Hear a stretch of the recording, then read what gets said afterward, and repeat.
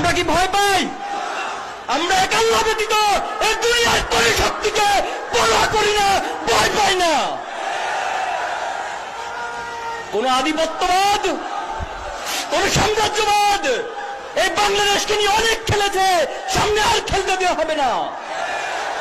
এই প্রজন্ম আধিপত্যবাদের বিরুদ্ধে চোখে চোখ রেখে কথা বলতে শিখেছে। কিন্তু হাসিনা একটা জায়গায় ভুল করেছে। সে ইতিহাস পড়েনি। সে ফেরাউনের ইতিহাস পড়া দরকার ছিল, তার নমরুদের ইতিহাস পড়ার দরকার ছিল, তার হামান কারুনদের ইতিহাস পড়া দরকার ছিল। পৃথিবীতে কোন ফেরাউন, কোন নমরুদ স্থায়ীভাবে টিকে থাকতে পারেনি। এই জুলুমের পথ মারি দিয়ে রব্বুল আলামিনের পক্ষ থেকে 2024 সালের জুলাইয়ে যে অভ্যুত্থান হয়েছে, সে আবাবিলের মতো করে ছাত্র জনতার যে উচ্ছ্বাস, যে জেগে উঠা, এর মধ্য দিয়ে বাংলাদেশের হাসিনা নামক ফেরাউনেরও পতন হয়েছে, সে পালিয়ে যেতে বাধ্য হয়েছে। আজও সেই আন্দোলনের স্মৃতিগুলো মনে পড়লে আমরা অনেক বেশি আগে আপ্লুত হয়ে যাই। যখন একদিনে আবু সাইদ সহ 6 জন শহীদ হলো, সারা দেশে আন্দোলন দাবানলের মতো ছড়িয়ে পড়ল। হাসিনা তার পুরো রাষ্ট্রযন্ত্রকে ব্যবহার করে ছাত্র জনতার উপর গুলি চালিয়েছিল, হত্যা করা হয়েছিল। আমরা তখন পলিসি নির্ধারণের জন্য বসতাম, আমরা বারবার ভাবতাম এই লাশ, এই ক্ষত বিক্ষত চেহারা আর কত দীর্ঘায়িত হবে, আর কত লম্বা হবে। তখন আমরা কি ভাবতাম, আমরা কি সামনে অগ্রসর হব নাকি পিছিয়ে যাব? যখন এই পিছানোর প্রশ্ন আমাদের মধ্যে আসতো, পিছানোর প্রশ্ন আলোচনা যখন আমাদের সামনে আসতো, তখন আবু সাইদের সেই দৃঢ়চেতা সাহসী চিত্র আমাদের সামনে ফুটে উঠত। তখন আমাদের শহীদদের চেহারাগুলো আমাদের সামনে ফুটে উঠত। তখন শহীদরা আমাদেরকে অদৃশ্য শক্তি দিয়ে, অদৃশ্য কথা দিয়ে বলতো, এই রাস্তা থেকে, এই আন্দোলন থেকে পিছানোর কোনো পথ নাই। আমরা তখন বদর যুদ্ধের আল্লাহ রাসূলের সাহাবায়ে আজমাইনদের সেই ইতিহাসকে স্মরণ করতাম। যখন আল্লাহ রাসূল সাল্লাল্লাহু আলাইহি ওয়াসাল্লাম বদরের প্রান্তরে উপস্থিত হলেন, আল্লাহ রাসূল সাল্লাল্লাহু আলাইহি ওয়াসাল্লাম আল্লাহর কাছে দোয়া করতেন, হে আল্লাহ, আজকে যদি এই বাহিনী কোনো কারণে পরাজিত হয়, নিঃশেষ হয়ে যায়, তাহলে এই জমিনে তোমার কথা বলার জন্য, তোমার আল্লাহর তাকবীরকে বুলন্দ করার মতো কোনো মানুষ অবশিষ্ট থাকবে না। তুমি আমাদেরকে সাহায্য করো, এই জালেমদের উপর তুমি আমাদেরকে সাহায্য করে বিজয় দান করো। আমরা সেই দিন আল্লাহ রাসূলের সেই কথাগুলোকে স্মরণ করতাম। খন্দকের যুদ্ধে আল্লাহ রাসূল সাল্লাল্লাহু আলাইহি ওয়াসাল্লাম পাথর উত্তোলনের সময় স্বপ্ন দেখিয়েছেন। আমরা এই আন্দোলনের সময় সেই স্বপ্নগুলোকে সামনে রাখতাম।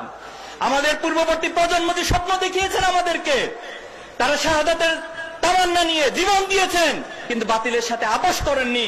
তারা আমাদেরকে স্বপ্ন দেখিয়েছেন। আমরা এই প্রজন্মে সেই স্বপ্নকে ধারণ করে আগামী প্রজন্মকে স্বপ্ন দেখাতে চাই। বাংলাদেশের চূড়ান্ত বিজয় অর্জন পর্যন্ত আমাদের এই সংগ্রাম, আমাদের এই লড়াই, আমাদের এই ত্যাগ কোরবানি, আমাদের প্রচেষ্টা অব্যাহত থাকবে ইনশাআল্লাহ।